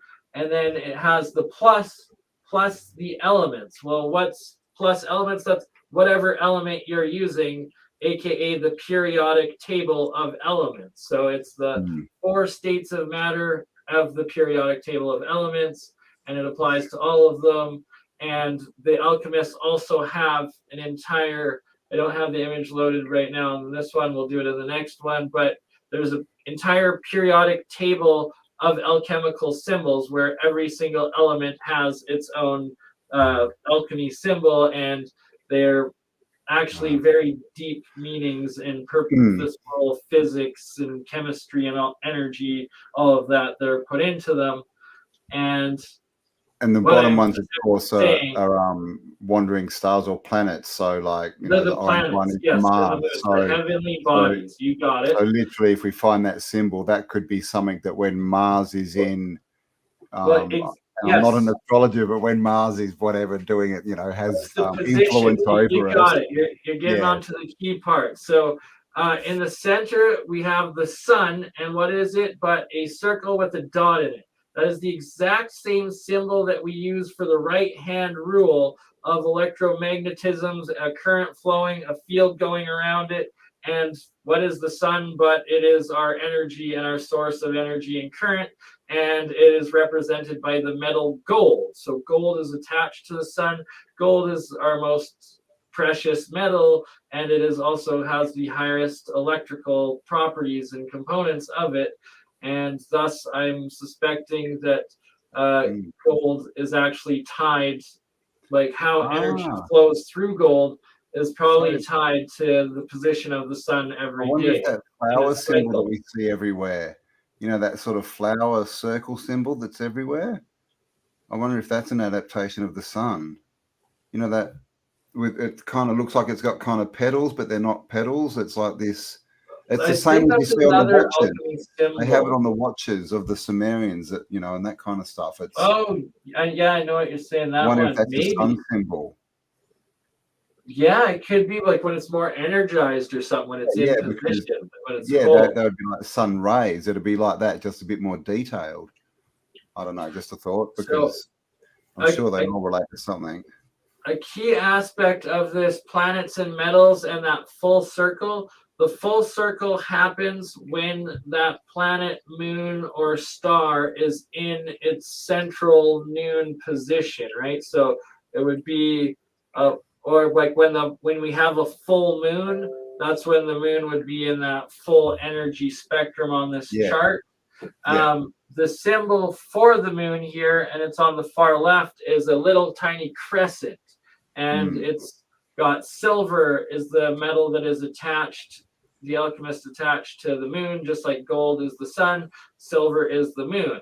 And what's beyond fascinating as heck to me, and I've demonstratively proved it now live several times through the streams online, both on an Alien Scientist channel as well as my own too, is that when the moon is a full moon and you're making monoatomic silver, it produces a whole bunch of it.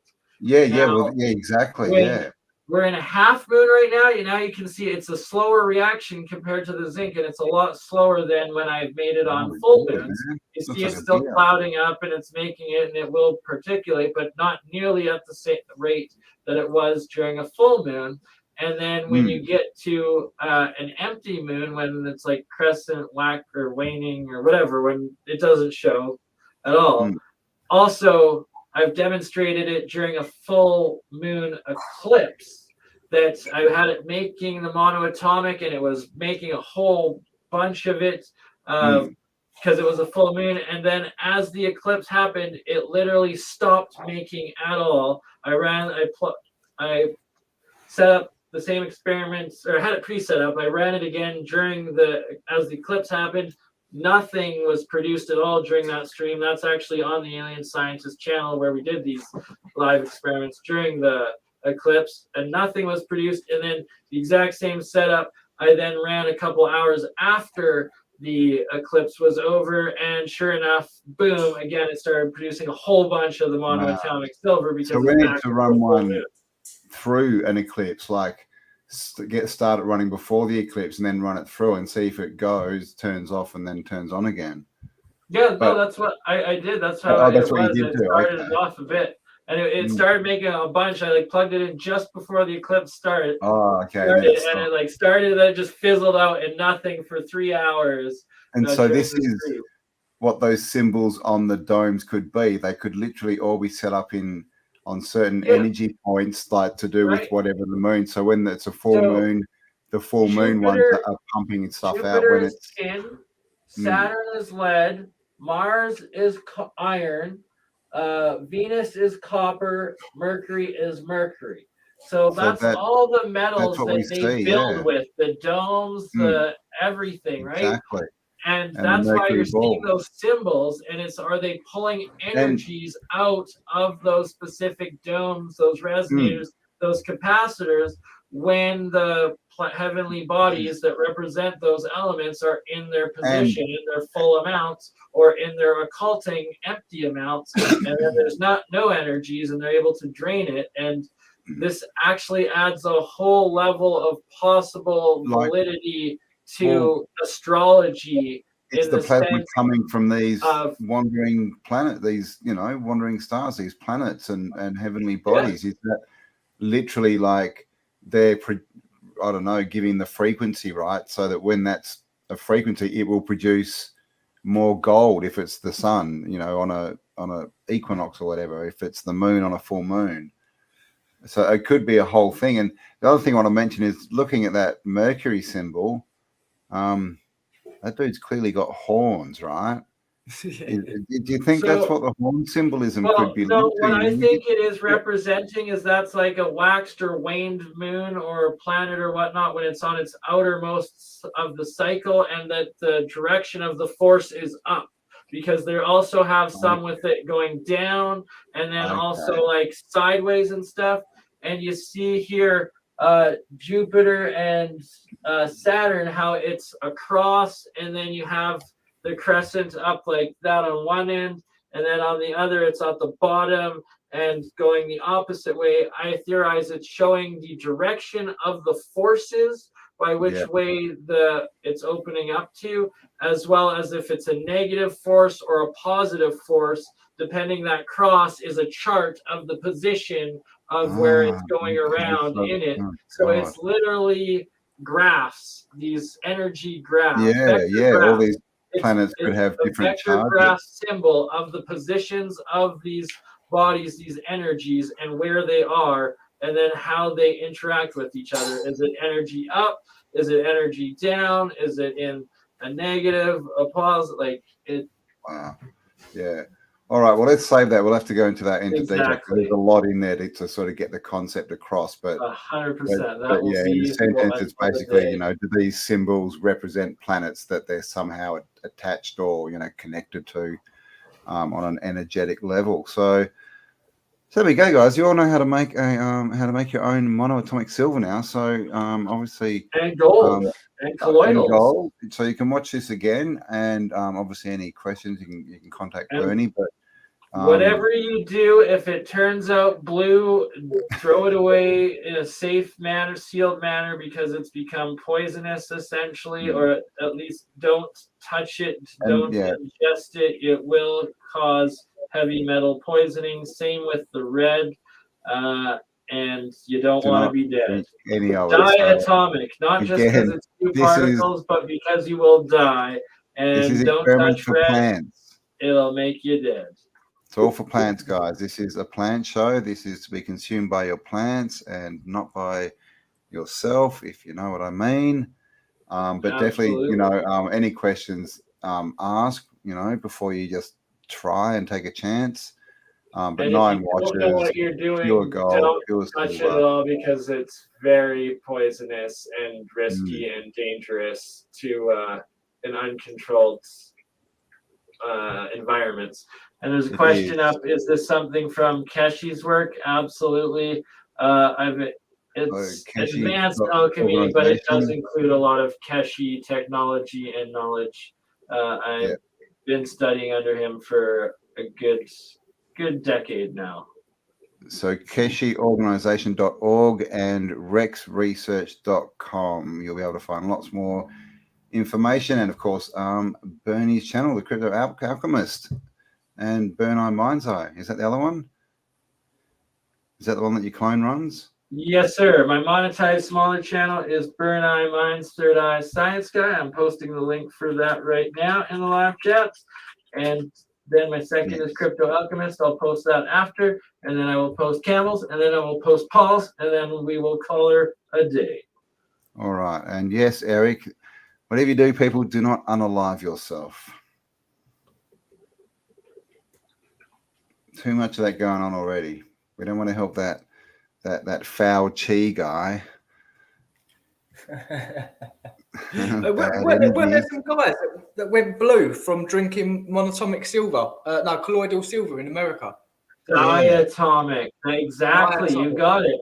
It's diatomic. This blue silver, right? That's what they're doing. It's since it's not monoatomic, it's diatomic, and then it's small enough that it's able to absorb through your pores, but it's big enough that it actually attaches onto the cells and collects and accumulates into that heavy metal accumulation and poisoning. And that's the big difference between it and the essentials. And yeah, you will turn blue if you're taking it wrong, if you're taking the diatomic particles and not the pure plasma. Unalive, or did he survive? No, many die. If you turn blue, you're well into heavy metal poisoning, and you don't have. Time for another poem. If you go blue, you're pretty much through. Thank you very much. Right? Mate, you need to be a rapper. You need some gold chains, some baggy clothes, and you're all right. A hat, a backwards hat, sideways hat. All right, I'm into it. I'll have to change my name to AutoDidactic. Autodiraption. AutoDirapture. Oh, Dirapchi. AutoDirap dude. Sorry, Kel. Oh yeah. Oh. Watch out! What's his name now? Bloody Yay. Watch out, Yay. I'm coming for you. Yee. Coming for you, Yee. All right. Also, subscribe to Paul Cook, putting his link in right now.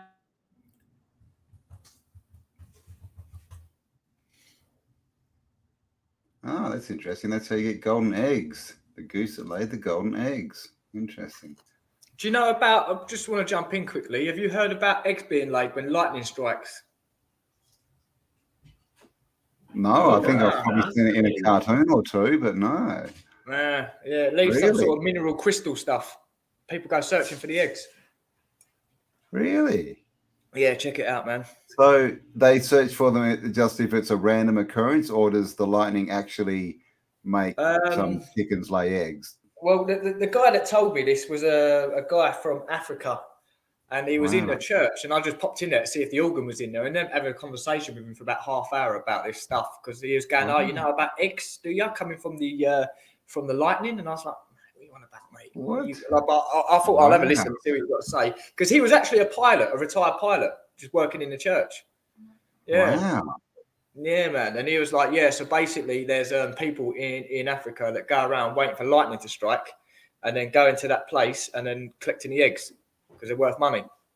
And I don't mean eggs like... so it's more eggs that they can already be in the nest, and it's when the charge comes, it affects I don't mean eggs as in like with animals in it. I mean eggs with like minerals in it.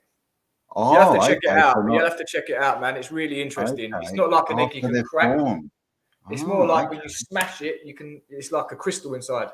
Yeah, like thunder eggs and stuff. Wow, okay. Yeah, well, there you go. Thunder eggs. I didn't even know about that. Yeah, yeah. Well, and that's an interesting name, right? If they're created by lightning. Yeah, I'll see if I can get it up. Thunder eggs. Heck yeah, that'd be an awesome way to end the stream. Yeah, they're quite expensive, you know. Yeah, look, yeah, I've got like, if I can share my screen quick. Yeah. I'll do this quick, right? Thunder eggs. I won't go into too much. I'll just show you. These are thunder eggs. I can't see it yet. So you look at them, look, thunder eggs, like rock filled with geo, filled with volcanic ash layers. Yeah, geodes and stuff. Yeah. Let's have a look. Let's look at this one. That's some fascinating stuff. My name is Yeah, I can BurnEye. I go by BurnEye just to play on Bill Nye, the fake science guy. I'm BurnEye, the man's third eye science guy. Without the See bird. that? See, that's what it creates. These. It's the Paul. It's you might be sharing the wrong. We might have a It's lag. staying the same right now. Oh, there you go. Sorry, mate. We've still got like the first search screen. Oh. Yeah, so I got rid of them. Just so you can see anyway. There's loads there. Just type in thunder eggs. Yeah, everyone's seen them when you crack them open and they've got like crystals inside them and stuff. Oh, like a geode. Yeah, like a geode. Yeah, exactly. Is that the proper name for a geode? Yeah. But that's a thunder egg. That's fascinating. Yeah, thunder. I mean, caused by lightning, right? Yeah. Lightning, Oh wow! Look at thunder. that. There you go. There's one. Oh, What just fell out of that, mate? did he just have a poo?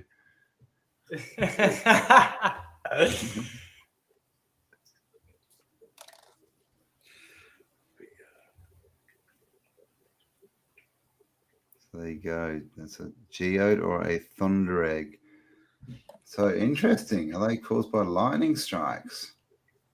Yeah, it's mad, isn't it? And unless I've not looked into it. It's only what the guy told me about it. But another thing that comes to mind, maybe the lightning struck the rock and created that crystal stuff inside it. Don't know. Yeah, I actually don't know. yeah. Direct hits and stuff. Yeah. Well, this is the thing. Like what we're finding out is all this stuff that they, geology, right? Well, especially you're finding it out. Everything they tell us, that takes 10 million years to get created.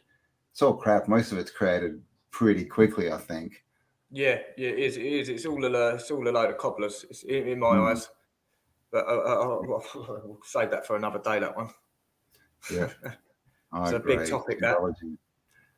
All right, where's Bernie gone? Has he run off? Can you hear me? We can. I can hear you, mate.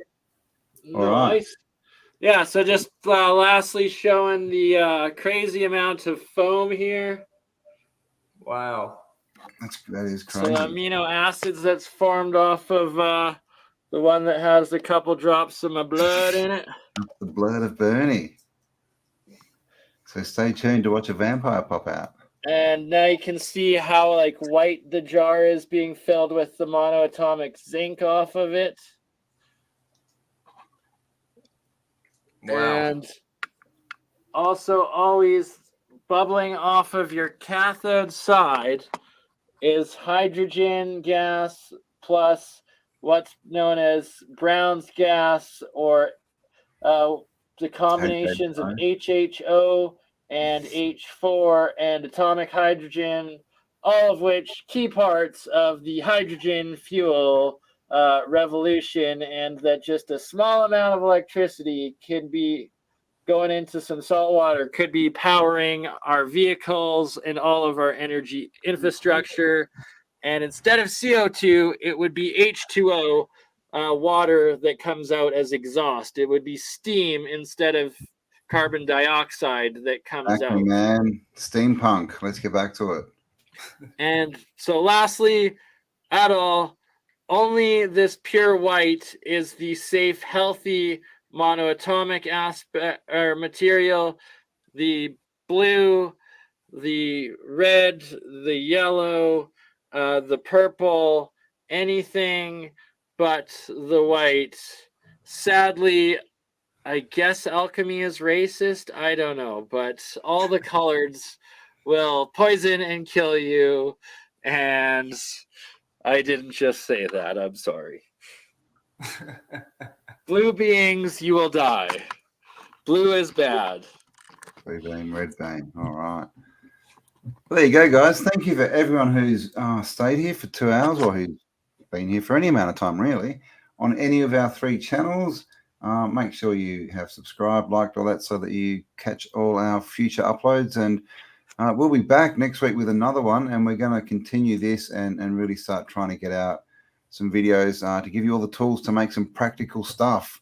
I think the 2 years of sitting behind a computer discussing stuff are over, and 2023 is the year to get out there and start doing stuff with all this information we've collected. So it's time to set up your mad scientist lab in a shed near you. Like the man shed, let's make the mad scientist shed a thing. Hashtag mad scientist shed. Anybody wants to support my research, I'm not just needing money. If you have an extra signal generator, a variac, and I desperately need a mass spectrometer, we got a couple donations towards it between me and Zertus. Actually, I think we actually got that covered, and we're going to be getting it. But I still desperately need signal generators, a couple different types, as well as 2 variacs to be able to take this alchemy, cold fusion, transmutation science to the next level, as well as the star in a jar replication of the cold fusion that Jeremiah, who's actually watching right now, JP joined the technicians, replicated a couple of times in the streams, where when you create the arc, that plasma arc in this electrolysis reaction, circle back to the very beginning when we were talking about ball lightning, the arcs, and that ionized state of matter, that when you get enough voltage in, that the plasma arc forms between the anode and the cathode in the water, the atomic hydrogen that was being formed from the electrolysis actually transmutates into helium in that plasma arc, and then you're now producing helium out of the hydrogen out of the water, which is 100% undeniable nuclear cold fusion of one element into another. And that's going to be another major goal for us to be replicating and getting done this spring and summer. All righty. Well, there you go, guys. So again, thank you for spending some time with us. Thank you for all the donations across all the channels. We do appreciate you. And thank you for everyone who shares our content, likes us, and just watches us. We appreciate you all. And of course, if you can or want to support, you'll find links on all our channels. We've all got stuff we want to do. It's not for our own pockets most of the time. It goes straight back out into trying to get more information out there for you guys. So, thank you, everyone. We love you all, and we'll talk to you. We'll be back as a trio next week, apparently. Absolutely, yeah, we are. Definitely. All right. Much love. Yeah, big up, Tigers. Thanks, everyone, for being here, and thanks for the donations. Burn, thanks for your expertise in this as well, man. And Cam, me and you were spectators today. Why we were. Bernie took the show away, eh? It was a classroom. I was the court poet and a spectator. It went from AutoDidactic to community learning today, and it was awesome to share it with you guys. I'm glad people are taking interest into it. And big time disclaimer, this was definitely not health advice. Only experiment with these waters on plants, never on yourself, because I don't know, because never done it, but you probably die if you ingested like that.